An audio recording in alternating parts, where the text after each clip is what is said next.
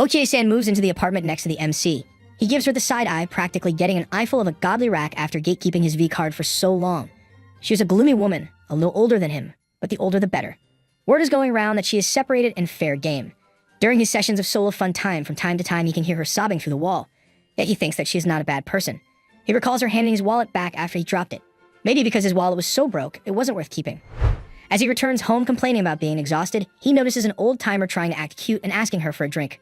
Okie-san with zero confidence or self-esteem agrees, but young blood puts the old pervert in his place by slapping his head off with his bag and telling him that he is so ugly he is an evil spirit and should be off. The young man smiles with satisfaction, saying that he knows when an ugly old pervert is hitting on a woman, he is a yokai. As his father was born in a temple, it's his destiny to expel old dust bags hitting on hotties. She looks at him as he smiles, asking if she's okay. With tearful eyes, she thanks him. He smirks, telling her that they are neighbors after all, it's nothing. While yapping, she rants about how she couldn't turn him down even though she's a grown woman. She starts sobbing as the youngling tells her not to worry, she didn't do anything wrong. As he tries to reach for her, she sprints, saying that she has caused so much trouble. He can't help but wonder if she's going to be alright. She leaves, whispering that he is a good person. A few days later, she's hanging her clothes on her line in spots, whistling to himself while walking home. Realizing that she has to repay him, she makes her way towards him, handing him a box of gifts, saying this is for helping her. He smiles, and she wonders if it's his day off. His smile vanishes as looks away nervously. She expresses her surprise knowing that he has been suspended. He tells her that the old creep that he folded like a bag of dirty laundry was a big dog, and now he has been suspended and is more broke than ever. She tries to hand him a couple $100 to make up for the pay cut, but he tells her that he can't accept it. Her self-esteem drops even lower as she apologizes for getting him into trouble, saying it's all her fault. He tells her it's fine, it's not like she asked him to do it. He doesn't blame her, she still continuously apologizes, wondering if there is anything she could do. He wonders if he should ask for some era fun time, however, he decides against it. He tells her that there are some veggies at home, thanks to his grandma, but he can't cook for his life. He looks at a carrot, wondering if she can use these to make something. It will also make Granny happy. He looks at her cooking, and straight out, starts glazing her cooking skills. She nervously lets him know that she has never been praised for cooking, and it makes her happy. The table is set, and the meal is in hand, with him saying that he is in awe. This touches her deeply as she whispers that she can do this all the time, and he could ask her any time. This surprises him as she says that as long as she doesn't bother him. He says that he would love to have her over every day. Okie-san is lying in her bed, tossing and turning. She recalls his energetic face as he was eating up the delicious food she had cooked while showering her with compliments, but daddy issues and living with her ex-husband, who is more toxic than a pile of radioactive waste. She has never been praised like that, and it makes her so happy. He has asked her to come tomorrow, and she is also excited, wondering what she should make. He is an energetic boy, and she wonders if he is just flattering her to be nice since she cries easily. She struggles to get some sleep. The next day, her shift ends, but she is still worrying about him, thinking of herself as pathetic and childish, and wondering why her ex-husband got fed up with her. She convinces herself that he will think that she's annoying as well. She is scared to see him, but she has promised to go over. She finally gathers her courage and rings the doorbell, thinking that she is the older one. After all, if it seems that she is being a bother, she will head home. He smiles, and she is on the verge of tears, saying that she is here, but she must be in the way. But without hearing her out, he wonders which she prefers, coffee or tea. He brought them both, knowing that she would be over. He's a coffee man, but she seems like a tea person, being older and everything. She smiles gratefully, and they share a touching moment. As it's raining cats and dogs, she looks at her umbrella, realizing it's fallen apart just like her last marriage. Her mother brought this umbrella when she was married. After getting a divorce, her umbrella is also showing signs of ending it. In front of a shopping center, she whispers it's time to go home. As she looks around, she sees her umbrella cheat on her by leaving with another woman. With wide eyes, she looks at her umbrella being stolen away by a home wrecker. Cursing that she couldn't say anything and why she is so spineless, she is once again on the verge of tears. She wishes Sawatari-kun was here, and her wish comes true, causing her to blush furiously. He wraps his head around the situation, telling her to borrow his umbrella. However, she nervously says that she can't do it. He insists that he'll just run home because he's a runner. She tries to buy an umbrella at the convenience store, but they're all out, with no choice but to accept his kindness. She sees him leave, saying that he's got to do some shopping as well. She wishes she had some courage, even a tiny bit, but she's been going with the flow and life is getting slow. He looks at her, and she finally gathers the courage. She tells him that they can go home together. This way, neither of them would get wet. He's excited at the idea, saying that she's a genius. Being the god of glazing, he gets to go home with a baddie. This leaves her wondering if she should make them some tea. He wonders if she's coming over today as well. This causes her to apologize, trying to backpedal, but he says she's more than welcome.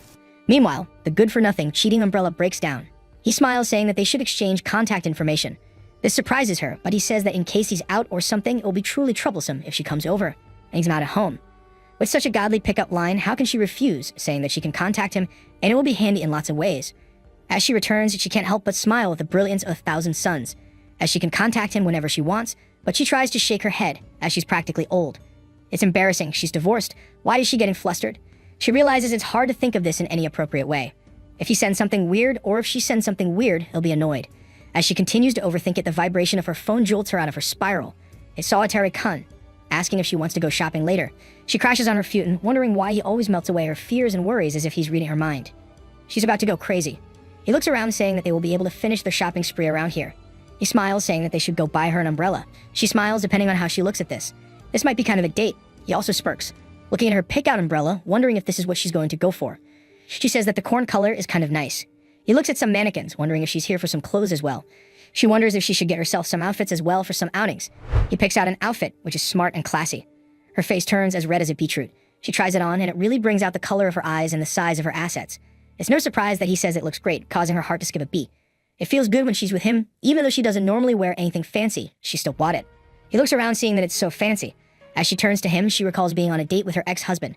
She can't remember it being that much fun. She remembers going to a restaurant. It felt as if she was growing up, but that wasn't the case. As she once again starts to spiral, he interrupts her train of thoughts, saying that the cake place is crazy, and he's a sucker for cake, so they should go and eat them together. No wonder he gets along with Okie-san, because she doesn't just have the cake, she has the whole bakery by her side. She smiles, saying that she might not have grown, but today was truly fun. After buying some cake, they head home with him laughing that the shop's cakes are really good, cheesy and gooey, just the way he likes them.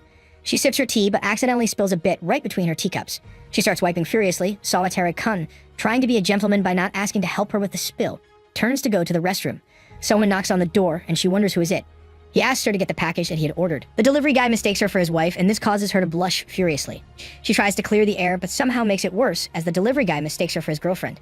Even he is in disbelief at how a broke boy with zero riz can bag a baddie. Ending up with a shaky signature, she sends off the delivery guy. Solitary-kun looks at her blushing furiously, wondering why she looks so happy. She tries to say that she is just the same. He says that he didn't expect his package to be delivered while she was here. This surprises her. She notices that there is a lot of wood in the package. He smiles, saying that he's a wood guy. She looks at the blueprints, trying to guide him to put it together, wondering if it is a bookshelf, but it's a little small. He lets her know that it is a spice rack. He smiles, saying that she's always making dinner here, and he wants to make it a little easier on her at the least. This touches her deeply, and she realizes that he is doing this for her, even though his salary has been slashed, but he smiles, saying this is nothing with her helping out. She suddenly remembers her ex-husband, shouting at her for having so many spices, with her timidly saying that she wants to make a lot of dishes so that he would be happy, but the cloud of toxic morning breath feels that there is no way he can fit so many spices in their small kitchen. And then yelling at her for crying, asking if she is trying to make him look bad. She recalls wanting a place to call home, a place where someone says that she is welcomed, a place where she is appreciated. He smiles, saying that he is embarrassed but ready to help her make food, and he is thankful. She quickly exits, saying that she has some more in her apartment, but as soon as she gets out, she starts crying, wondering if it's okay if she just stays here. With work almost over, she looks at the shelves. She was supposed to go to his house this afternoon, but had to fill in for someone and cancel. She looks around, not too stoked about missing. However, he arrives in the nick of time, changing her mood by several folds and causing her heart to do the worm in her rib cage. He's been waiting for her to get off work. They walk home together. He smiles, trying to come off as a chill guy. As it's a coincidence, they have run into each other. She smiles, it's a nice surprise to see him. He also says that he is here to buy some dinner. Okie-san wonders as she activates her Rennigan if he would like for her to make something. She hasn't had dinner yet as well. He smiles.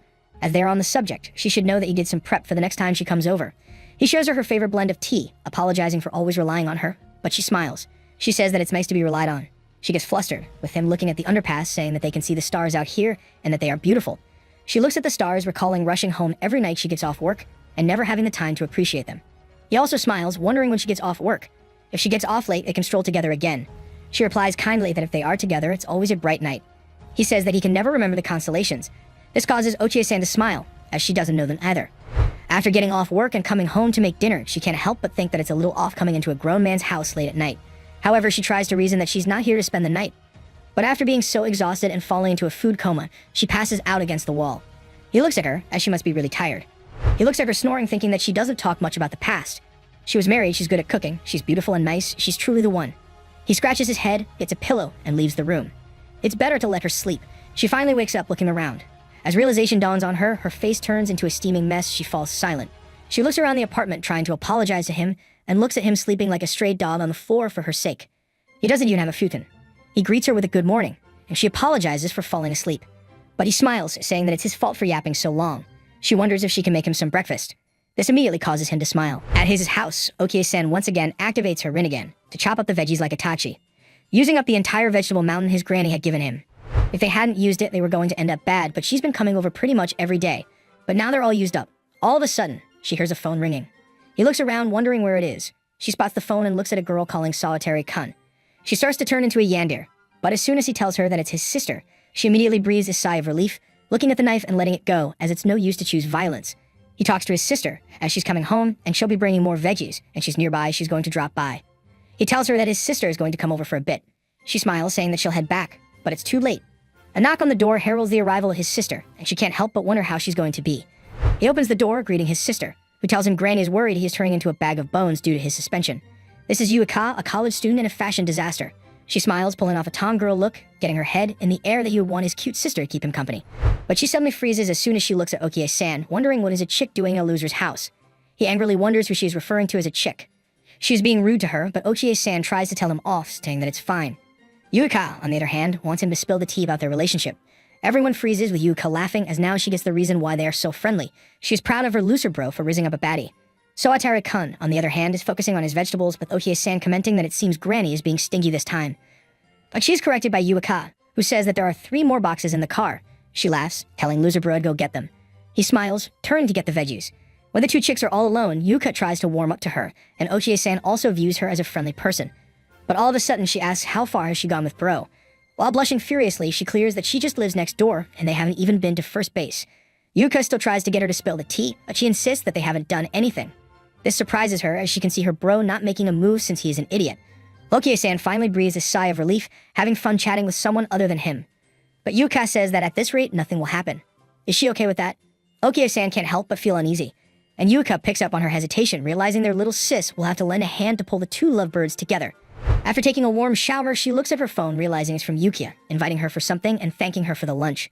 Okie-san thinks that she's a good person, just like her brother. Goodness runs in the family. But she's a little too straightforward, and is difficult to deal with. She looks at the text coming from Yukia, ranting about how Sawatara-kun is the oldest in their family. Naturally, he's into older sister type, with huge pillows for snuggling. She wonders about the snuggling bit. It's as if she's been born ready, but that's not something she wants. She's weak and unreliable as she spirals into a stream of low self-esteem. Yukia looks at a text from her brother, saying that there is a set of clippers in the veggies. But Yukia realizes that they're here by mistake. She then diverts his attention, saying that a babe is living next door, and isn't he a smooth operator? Sawatari-kun, who's just happy to get the clippers, says that it's nice and all, and she cooks for him. It's like having a big sister looking after him. This causes Yukia's eyes to light up. She lets Okie-san that she's on the right track, flustering her and causing her to suffer from jiggle physics. The next day, Okie-san is busy preparing for the meal, with him thinking that people who can cook well cut onions differently. She doesn't mind his poor conversation skills, saying that it's simple. She tries to show him how to do it, and he finally does it. Not bad for a blockhead. With amazing teamwork, they make a dish, and he smiles, saying that if he keeps working hard, he can learn to cook. Okie-san, on the other hand, is not too stoked about this, as it would mean her being replaced. But Solitary-kun smiles, saying that he'll be the one cooking for her. This moves her again. Solitary-kun looks at her, saying that he's getting sleepy. All of a sudden, she recalls Yuki's words that at this rate, nothing will happen. If this ends, it won't be survival. Some homewrecker might sketch him up. After taking a moment to gather her courage, she calls out to him, saying that they've been staying a lot. Why don't they go out? He smiles, saying that he's kind of an in-home suspension. If work finds out, it's going to be bad. But she refuses to give up, saying that they will go somewhere far so no one finds out. And it's her fault for his suspension, so she should make it up to him. Solitary-kun wonders if he's finally going to get some era fun time, telling her that she has a naughty side. She returns to her room. She immediately starts steaming over her boldness of inviting him on a trip. She plans to go far away so the company doesn't find out. Even though they have to decide where to go, if they go somewhere far away, they won't be able to return the same day and might have to stay the night. She starts overthinking, realizing that she needs to buy some things. In the shopping mart, she finally completes her list and gets a few raffle tickets in exchange for change. She recalls getting some on the last shopping trip as well, and now she has enough for a draw. She wonders if she can really win. All of a sudden, she looks at the third prize, which is a trip to a hot spring area. Her eyes light up as there's a place where true adults should relax. She timidly goes over how to invite him. If she wins the tickets in a raffle, it would be amazing, but her luck has other ideas. She doesn't win due to zero plot armor, and this puts her in a gloomy mood. Gloomy mood for not getting that steamy getaway with Nurse Beefcake. Solitary-kun, on the other hand, wonders if she has won tickets to the hot spring area. She nervously says that they were talking about going out, and since she got them, maybe they can go together. If he doesn't want to, it's perfectly fine. But Solitary-kun immediately claps his hands, saying that if he's lucky, he'll get to clap something else later. She smiles as she's bought the tickets instead of winning them. She packs her bags, fully excited. She decides to get some shampoo too. As she heads to the convenience store, she wonders if she should get a nice one for once. She looks at her shampoo and her eyes immediately light up. She wants to buy them. Should she stock up on it? She wonders what will Solitary-kun think, however, she tries to calm herself. As she doesn't need them this time, she buys something else. The day finally arrives for their little trip, and Solitary-kun tells her to get ready, it's time to go. Okie-san, on the other hand, looks like an off-market ghost from Alibaba, with dark bags under her eyes. She greets him saying she can't get a whiff of sleep, Sawatari-kun, on the other hand, is the same, saying that he couldn't sleep either. They finally arrive at the station, heading happily into the train and realizing it's a two-person seating arrangement. They sit in the train looking at the beautiful landscape. She starts dozing off. She tries her best to stay awake but dozes off, but when she wakes up, she finds her head on his arm. Her eyes start to spin, but she realizes that Sawatari-kun is asleep, so it's okay. In that case, she can stay like this for a bit longer. But an announcement rings through the coach that they will be arriving at the hot spring station soon. Sawatari-kun apologizes for falling asleep, but she laughs it off, saying that she fell asleep as well. They should get back on track. Sawatari-kun looks around, realizing this is their room, and it's pretty nice. Okiya-san, on the other hand, is still recalling dozing off next to him, thinking how her head was comfortable on his arm, which was big and warm. She wants more. Sawatari-kun tells her that he's ready to go, to check out the local area. They decide to look through the shops, but they are all closed, as they are a bit too early. Even though the shops are closed, Sawatari-kun suggests that they go for a little stroll. They walk down a winding path with a staircase leading to a lookout point. As they walk through the passage, she is not used to wearing a skirt, making it difficult to walk. She regrets not wearing easier clothes, and she can't even see where she is stepping thanks to her massive assets. Sawatari-kun realizes her issues, holding out his hand. She accepts it gracelessly, and her heart starts beating furiously again. His palm is so big and warm, but that's not the only thing Sawatari-kun has that is big and warm. They finally make it to the top, and it's breezy. She's practically burning with it reeling in. Sawatari-kun looks around, saying that it's better if they head back. She wonders if something is wrong, but Sawatari-kun looks at an incoming storm cloud. She happily agrees, saying that it will arrive here, so they should hurry back. As they turn to leave, she accidentally steps on a stone, and a loud crunch echoes through the mountains. Yuka is attending a boring lecture and looks out the window as it's raining. She smiles as they have crazy chemistry together, taking a hot spring out of the blue. She wonders if her nerdy brother can up his game and how far will they go. Sawatari-kun and Okiya-san are sitting in a shed, with rain thundering around them. Sawatari-kun wonders how her ankle is, but she insists that it's nothing serious. One thing is for sure, she won't be running anywhere soon. It seems as if the rain is going to carry on for a while and their hotel is 200 meters away. She wishes that she could run over somehow. Sawatari-kun starts taking off his hoodie. Okiya-san wonders if rain is not the only thing that will be thundering, but she is far off from what is going to happen. Sawatari-kun makes her wear his hoodie, saying that it's better than nothing. He then picks her up bridal style, promising that they'll be there in a flash. This is too much eye candy and stimulation for her, and she starts to get lightheaded. They finally make it to the hotel while fuming. She tells him that she'll wash his hoodie and then give it back. Sawatari-kun shivers after sprinting through the rain trying to be a hero. He insists that they go to the hot springs, but she tries to wait in the room. She is soaking wet after all, so it's natural. Sawatari-kun wonders why. Why is she not coming? She starts playing with her fingers. She won't be coming anytime soon, not after what she's been through. Plus, getting in with all those people is embarrassing. The rooms have a bathtub, so she'll use that. Sawatari-kun tells her that he'll be off before he catches a cold. Steam starts rising around her. A private bathtub is wonderful, she thinks as she melts away. She thinks how amazing the trip is. All it took was pretending to win the raffle, buying the tickets and lying. She realizes that she's going down a dark path. Sawatari-kun would never lie to her, but she tricked him for her own benefit without a second doubt. She starts overthinking again, depreciating herself and making up all kinds of crazy scenarios. But her subconscious tries to say that if she comes clean with him, they will laugh together. But her devil side says that he's going to hate her for sure. It's better to keep it a secret, but the angel side and the devil side are ready to throw hands. Sawatari-kun finally arrives, saying that that's really good. But he finds Ochako on her hands and knees apologizing for lying to him. After sobbing, she reveals the truth about their little trip. Sawatari-kun realizes the truth that she paid for the whole thing. She's been getting carried away. She tries to apologize, but Sawatari-kun still cares for her, asking if she wants to go to the hot spring that badly. While practically melting like an ice cream sundae left out in the fridge, she confesses how she wanted to go on the trip. But that makes him happy. She wonders if he'll forgive her. Sawatari-kun tells her that there's nothing to forgive and that he should be thanking her instead. Relief floods over her face and she thanks him. They finally decide to enjoy their trip, going to the souvenir corner, playing air hockey, drinking the night away, and finally resting on their futons. Morning arrives and they head out for breakfast, with him wanting to check out the outdoor baths. She can't help but think that she wants to stay by his side forever. Sawatari-kun says all of a sudden the trip is over. She agrees, saying all good things must come to an end. She never took such a nice trip with her ex-husband. Her heart was broken, her spirit crushed, but it was being put together by him. It's warm and it feels good. There weren't any developments after this touching moment. Both of them are in a good mood, with Okiya-san wondering what is it. Sawatari-kun smiles, saying that being with her is the best. This causes her to blush. She returns his feelings with him saying they're having fun. He'll have to go back to work next week. She wonders if after his suspension can she still come over and cook. Being on her own is lonely after all. Sawatari-kun laughs, saying that he wants that as well. As things go back to normal and they settle into their routine, dark clouds announce that something bad will happen soon. After coming home from the hot spring, she looks at the hoodie she had borrowed earlier, but she wears it again, just for a bit. She snuggles into the futon, promising to wash it later. With his suspension finally over, he is back at work, with her cooking up delicious meals for him. She announces that dinner is ready, and now she'll wait for Sawatari-kun to get back. She smiles as if she is his wife. She wonders if he's back, asking how's work after all this time, but Sawatari-kun is a bit silent, with Okie-san wondering what's up. He nervously lets her know that he's being shipped off. It takes a moment for her to realize that he'll be sent to another company, and it's really far away, so he'll have to move.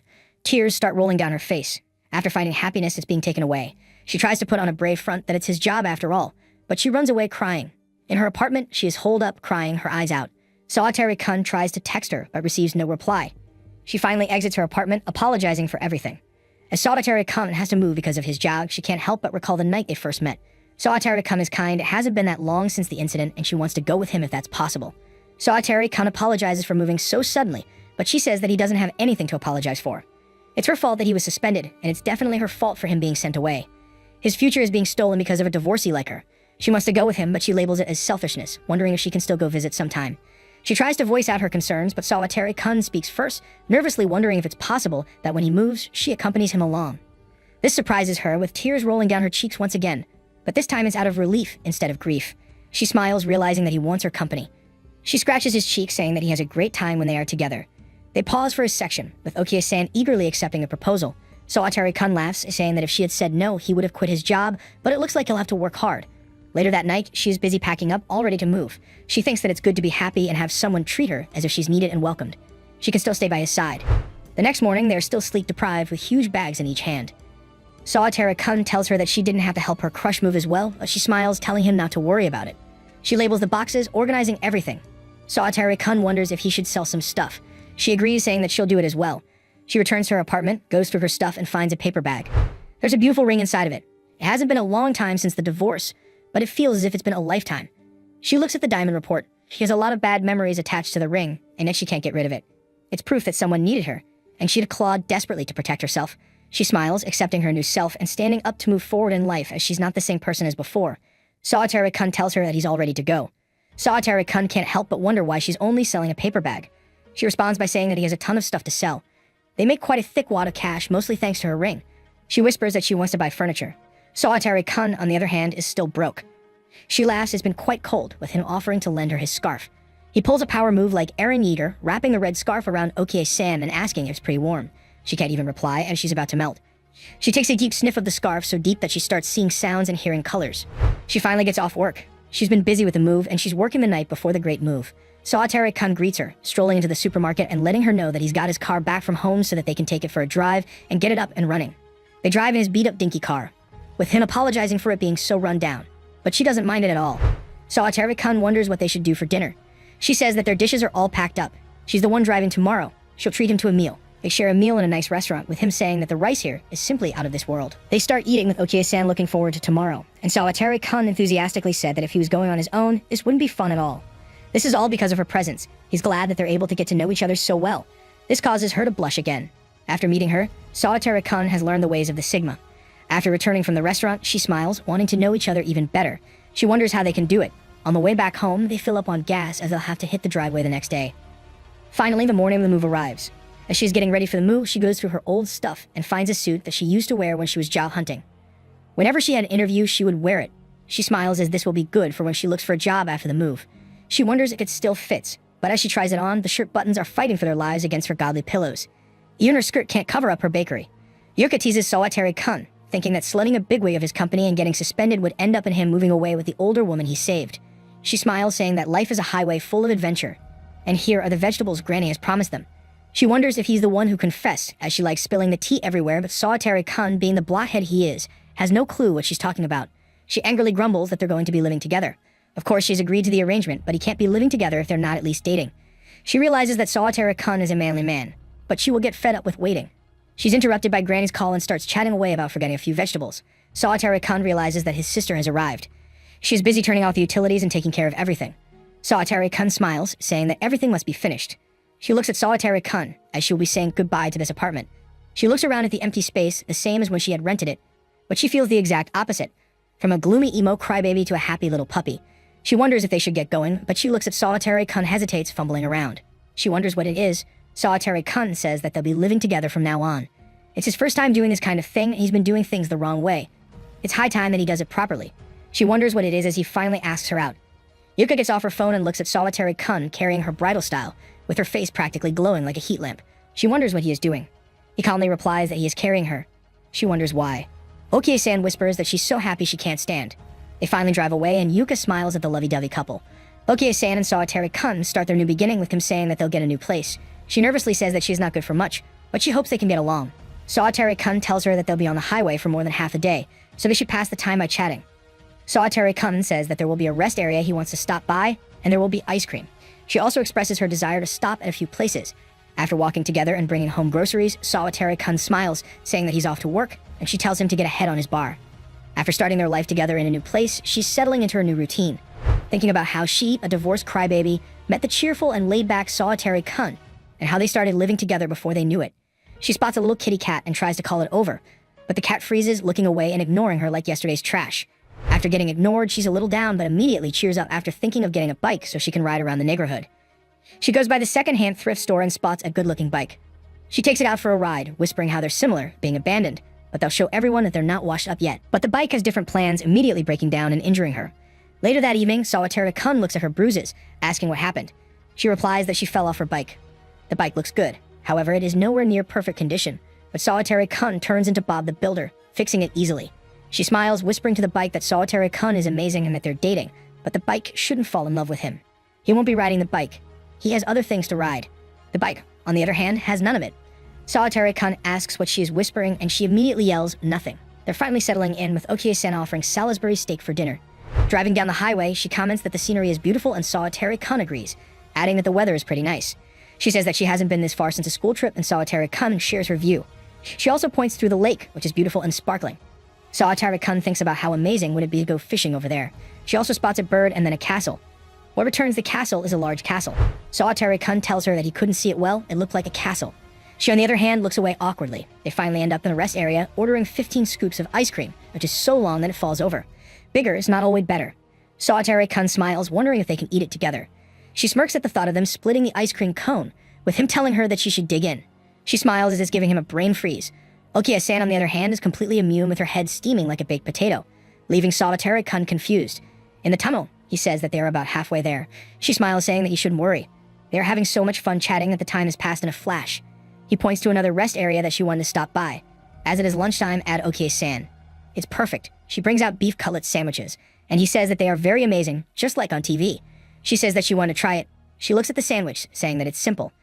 Aside from the quality of the ingredients, it's simple to make. They start munching on the sandwich with him complimenting her. She bashfully shakes her hands, saying it's only an imitation, and she'll try to look for the recipe. He compliments her positive attitude when she tries something new. She smiles, saying that he's always so happy when she makes something. That gives her strength. They share a touching moment with him laughing like an idiot, and she smiles in response. After filling up their tanks in their stomachs, they are ready to hit the road, only to snore in the car. He tells her that they'll be getting off at the interchange, and she adds that they'll be exiting the freeway. Only a bit further to reach their new apartment. She looks around, smiling that there are only a few shops that will be easy to live here. They look at the rundown building, going up the staircase and finally arriving at a spacious apartment devoid of furniture. They both love it, especially the kitchen, as it's big and nice. He also adds that the walls are thick concrete, so they should be quiet when it comes to noise. She also frees as they can't hear any nearby road, and their voices also bounce off the walls. They share a laugh, but he thinks that he's glad that he invited her. It's fun being on the same wavelength. This causes her to laugh shyly again, run his compliment in her head over and over again. He then starts explaining about the apartment and how they can decorate it with a table and a TV. He sets up the clock, finally done with unboxing. He wonders if she's up for a little walk around the area before it gets dark, and she immediately agrees. They walk down the alley with him, thinking that the local supermarket is just around the corner. She smiles, saying that the drugstore is also nearby. They move to a nice place. They share the same view that walking around is like an adventure, with him saying that they should get something for tonight's dinner. She looks around in the supermarket with a bunch of local stuff that she's not used to and fish with very bright colors. He and Okie-san look around at the familiar ingredients, laughing that it seems like an adventure. And they should have rice. Later at the dinner table, he smiles as both the rice and fish are very delicious. They're right to be adventurous, adds Okie-san, but her phone starts ringing. It's Yuka. She picks up and Yuka asks her about their well-being. She replies that they're having dinner and Yuka promises to come by later. Yuka then teases her for getting all adventurous and thanking her. This causes Okie-san to crash out, with her face turning into a nuclear reactor again. He, on the other hand, is eating his rice like a good boy, thinking that they had an adventure just now. Yuka mistakes it, and she quickly tries to correct her. He tells her that the bathtub is full and she can go first. She smiles, getting in the same tub, in the same apartment, and makes her heart pound. With her undergarments ready to give away at any moment, she gets dressed, wearing her pajamas, nervously thinking that she has new pajamas since they would be living together, but maybe it makes her look like she's trying too hard. She looks at their toothbrushes. They've really started living together and will be closer than ever. They start to get ready for bed, bidding each other goodnight and thinking that there's no way that she can muster the courage, even though she wants to get closer. She recalls solitary Kun putting on his bravery and confessing to her. She realizes that it's her turn to be the brave one. She gets up, wondering if she can sleep a little closer. He takes a moment to register what she said and smiles, with Okie-san smiling satisfaction that they can be happy together. He shares the sentiment and the night rolls by. At the shopping center, they look around at the pet store, with Okie-san saying that she really likes cats and dogs and would like to have one someday. She looks at he, saying that he has some dog-like qualities. This causes him to smile. As he calls her a tiger, she wonders what it means. He replies that she's similar in her coloring and stuff. She looks at her phone camera and realizes that he's right. She takes out the trash, wishing everyone a good morning. After sharing another meal together and being showered with compliments by he, she thanks him, saying that they have all the boxes to themselves, and they're pretty much settled in. She now wants to look for a part-time job, but he says that she's finally got some time off. Why doesn't she just take it easy? After all, he's the guy who took it easy during his suspension. But she says that she can't do that, not when he's working so hard. She wonders if there are any places she can work and decides to take a look tomorrow. The next day, she arrives at the local shopping center on her trusty bike, going through the bulletin for a part-time job. She tells he that there are a bunch of jobs and asks what he thinks would be the perfect fit for her. She was working at the supermarket before and wants to change things up. He thinks for a moment he has never done any of those. He smiles, saying that while working at the supermarket, she wore an apron, and he thought she looked amazing. Even though that's the most useless life advice she has heard, she takes it. A few days later, she gets a job at a coffee chain that requires her to wear an apron. She puts it on, asking how she looks. He compliments her, immediately boosting her self-esteem and motivation. He gets to know more about her job, helping her practice by ordering a cup of coffee. She tries making it and thanks him for waiting. He surprises her with cheesecake to celebrate her new job, and they share a lovely moment together. After a few days of starting her new job, she brings around the orders for her customers.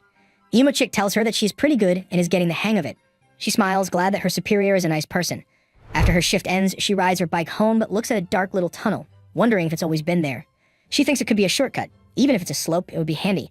She rides through and gets completely lost in the woods. The night starts to fall and he gets home, asking why she is late. He starts to worry when she finally arrives, out of breath and as sweaty as a teenager after gym practice. She huffs that there are no shortcuts in life. He laughs, saying that he'll get some iced tea ready. She should get to the apartment, but she can't move her legs. She can't get up the stairs, which are on the 3rd floor. He decides to carry her bridal style again. Her legs start cramping. The next day, she can barely walk into the cafe, with Emo Chick wondering why she is so awkward.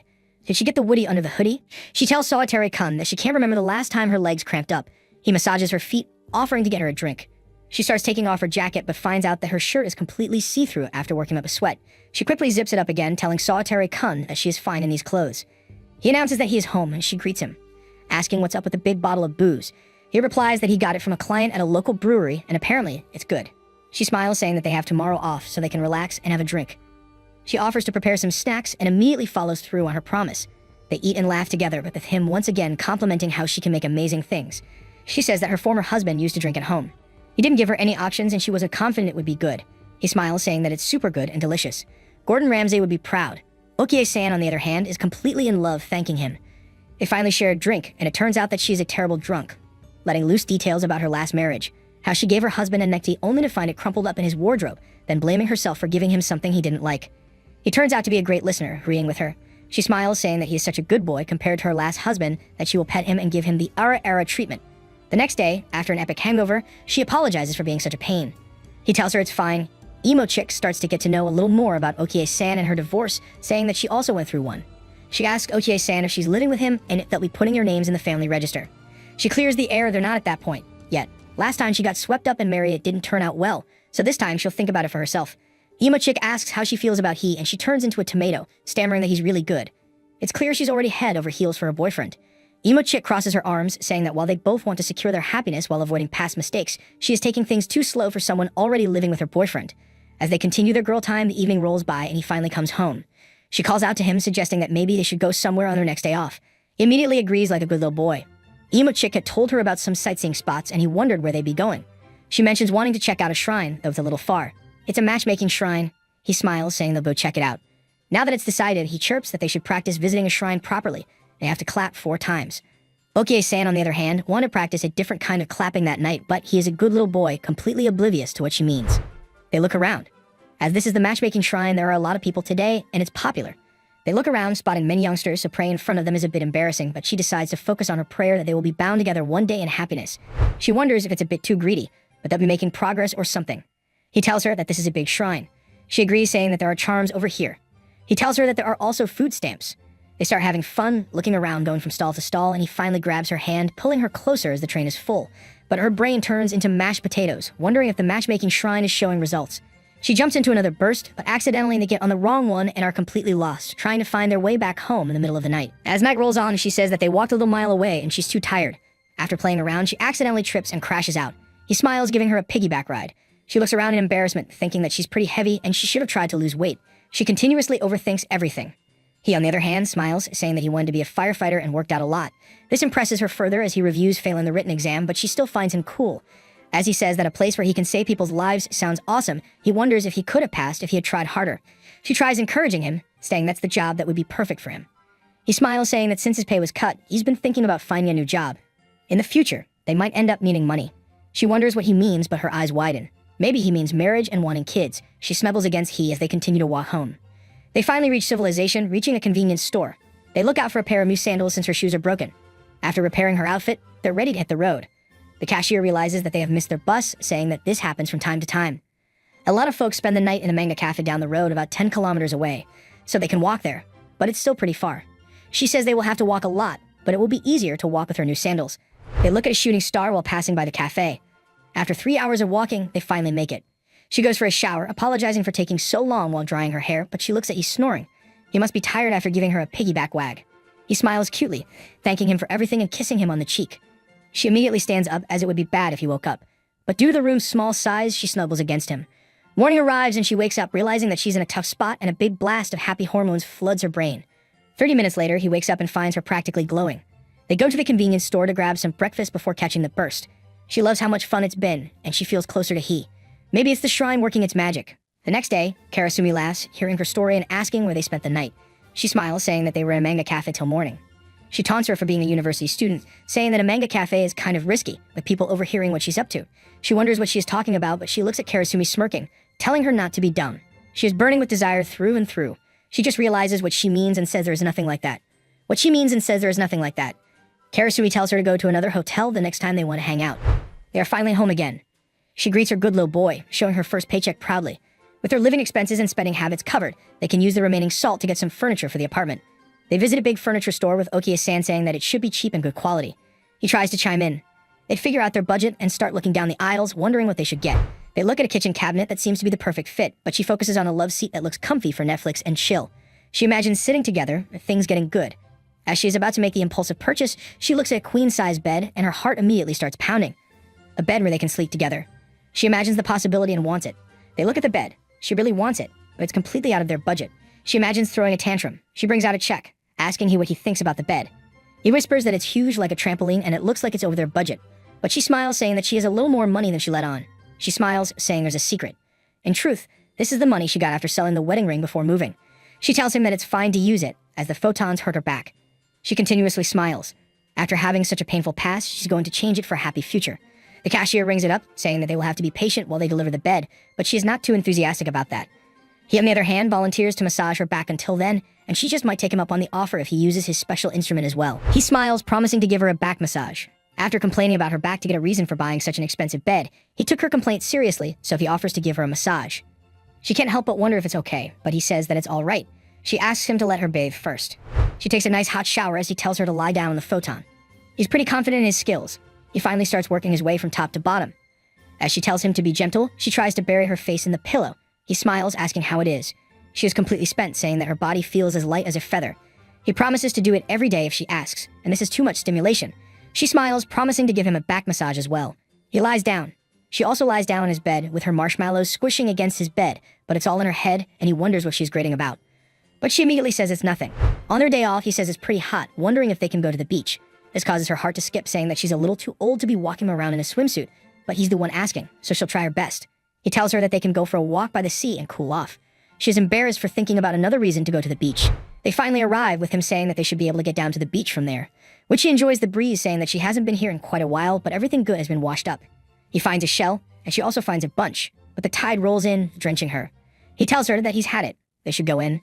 They share a beautiful evening. The next day, her co-worker wonders if she's getting the most out of her summer. So the sky turns red as he thanks her for the dinner, wondering if she wants to go to the convenience store and buy some ice cream. She replies that that sounds nice. He wants to try something where they can pour booze over ice cream. At the convenience store, they're looking around and a voice calls out to her. is Karasuma. She's here to pick up a present for her son, and there are also a couple of drinks. Karasuma wonders what brings them here.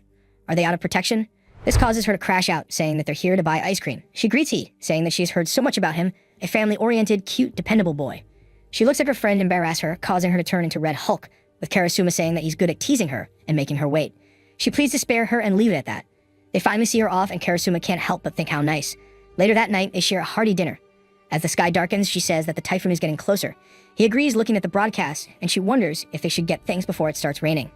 He offers to go to the hardware store, but it is fully packed with everyone having the same idea. She smiles. It's like getting ready to camp. After 30 minutes, they finally exit the mall, where it's raining cats and dogs outside. They hurry into the car, but it's too late, as Okie-san's shirt is completely see-through again. She offers to run a bath before they catch a cold. After bathing, they look at the sky turning black with the wind picking up. She whispers that it's scary, and he says that they shouldn't be going out. But the light goes out. He brings out a portable lamp, and she realizes that they are together in a dark room. It is a nice situation. She tries to reach for his hand. After getting hit by a typhoon and getting the power cut off, she closes in with the eyes of a huntress. But the virgin loser shouts that he has an idea. They should do that. She tries to play it dumb, wondering if it's finally time for her to get his V-card.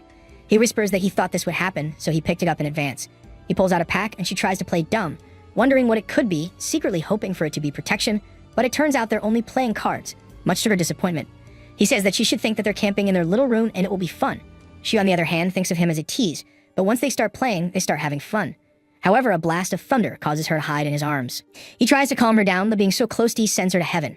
He says that his little sister was also afraid of thunder, and he was in charge of calming her down. She says quickly, thanks the next morning, the sky is clear, and she is fully recharged. He, on the other hand, looks awful. He says that it's good that they had their day off. She agrees, thinking that they can move their photons a little closer, and he immediately agrees. Karasuma wonders if she is free tomorrow. Her son will be going to an event with the school. They will be away for the night, so they should go drinking. She smiles at the invitation. The next day, they visit the bar, with Karasuma apologizing for pulling her away from hot beefcake back at home. She smiles, saying that he is nice enough to let her go out and that she had prepared dinner before coming. Karasuma says that she is so well put together, and she got the impression that he's a good guy, but she can't understand her urge to try to take care of him. She smiles, asking about her love life instead. Karasuma disagrees, saying that he is out of the question in her life. She has had enough. Seeing them together, she can't help but feel a little jealous.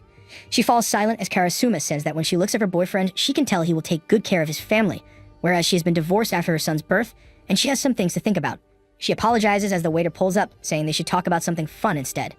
After having multiple drinks, they turn to leave, with Karasuma saying that she will go walk and sober up and she shouldn't worry. Okie-san, on the other hand, whispers some nonsense before returning to Karasuma's apartment. She tries to find her keys, but they're not there. Not in the bag either. She wonders where they are. She tries recalling but can't remember, as it's been a long time since she had some personal time. This dampens her mood. She'll have to sleep in her car, and then call the landlord to change the locks. A voice calls out to Karasuma, asking what she is doing. Karasuma greets a little nerd Taka-kun. Taka-kun lands in the room next to her, a young boy who works in a nearby factory and is too serious, but has helped her carry her stuff. Taka tells her that if she stays out, she's going to catch a cold or a fever, but Karasuma says that she has lost her keys. Taka tries to console her, with Karasuma saying that her son is away for the night. She had time to herself, but is now feeling down. Taka tries to put her at ease, welcoming her into his apartment, as the night is no place for a woman to be by herself and he can't leave her. So he offers her his sofa. She wonders about Okie-san and he before accepting and picking him up on the offer. She apologizes for meddling. Meanwhile, he carries her again, putting her coat on and trying to get her to sleep, but she has different ideas. She grabs his wrist, pinning him down and saying that when she gets serious, she's pretty amazing. But it turns out that it's all a dream and a nice one at that. Karasuma finally unlocks her own apartment, smiling. She is suffering from a hangover, looking around. She sniffs her hair, realizing that she didn't take a bath. She hurries to the washroom while he is still asleep and takes a shower before realizing that her clothes are across the room. She walks in her towel, trying not to wake him up, but all of a sudden, she is cool with it. He, all of a sudden, starts getting up but immediately gets turned into a mummy with a towel, and he wonders what is happening. Is he getting robbed? She whispers that that's not it. She puts something on, so he needs to stay like this. She turns into a simp, asking if she's okay, but she tells him that she is fine.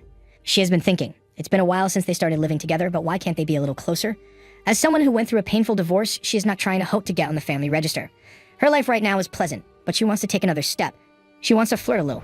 Once a month, there is a time where she is motivated, and now is the time. Karasuma notices her freaky eyes and she spills the tea about what she wants. Karasuma smiles, saying that in the end she is running out of patience. She agrees, wondering what she should do.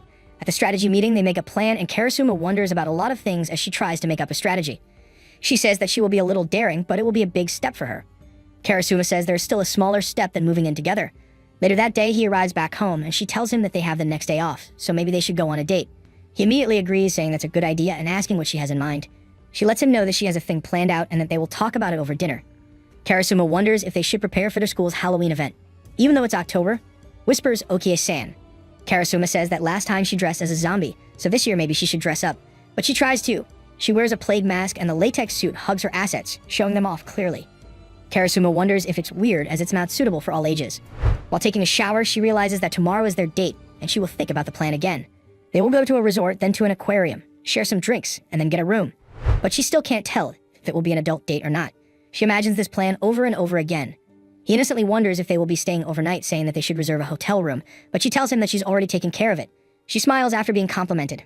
According to Karasuma, she won't get anywhere by sitting around. She needs to display her true power as an older woman and bring him to an adult hotel. As he dozes off, she is too excited to sleep, staring at the ceiling. As the sun starts to rise, they turn to leave, and she looks at the sky in determination. They finally reach the first spot, a combination resort and theme park, with people screaming everywhere on a roller coaster. They go on different rides, but she has some ulterior motives to get a different type of ride. She looks at the suspension bridge effect, in which an unsafe environment feels dangerous but encourages people to experience new things and attractions. She imagines growing closer to he. Even though her head is spinning, she's a different animal than her usual happy-go-lucky self. He volunteers to ride the Ferris wheel, and they do just that. Inside the Ferris wheel, her renegade starts acting up. They're alone in this tiny space, and she doesn't know if she can hold back. She wonders if they should go for a kiss. She tries to lean in, but immediately looks at a couple of children waving at them. Her face starts to turn red. Her plans of having kids have been ruined by a kid. They finally visit the aquarium, which is just next to the theme park and is a nice place if they don't have much travel time. They look at a shark swimming silently. He wonders why the big fish is not eating the little one. The reason for picking the aquarium is that after entering the quiet aquarium and having an awkwardness between them, she can draw attention to the fact that they are on a date. She needs to set the mood. The aquarium is dark and suitable for such things. She wonders, if they're on a date, should they hold hands? He agrees and intertwines his fingers with hers, sending her heart on a roller coaster ride of its own. She tries to calm herself down with him telling her to look at a weird fish, but she is not in the mood to look at anything weird. The only thing weird is her face. At the end, he tells her that he liked his drink, with Okie-san enjoying a mojito for the first time. Internally, she is feeling rejected on the date. She just can't get hold of he and his thick skull. She realizes that such strategies are not suitable for her. Due to her missteps, her mind is wandering from important dates. She wonders why she is a screw-up. He, on the other hand, says that it's pretty refreshing. As she downs the can, she gets another glass, but her vision starts to blur. She is at her limit due to lack of sleep. After this, he whispers that they should go for a walk next to the seaside. They walk down the Isle of Sand. It's not part of the strategy, but she loves taking walks with him, and she agrees. He also asks for another sip of the drink, and she tells him to knock himself out, as she is already drunk. They walk through the park, feeling a bit better, and he thinks that the ocean is beautiful.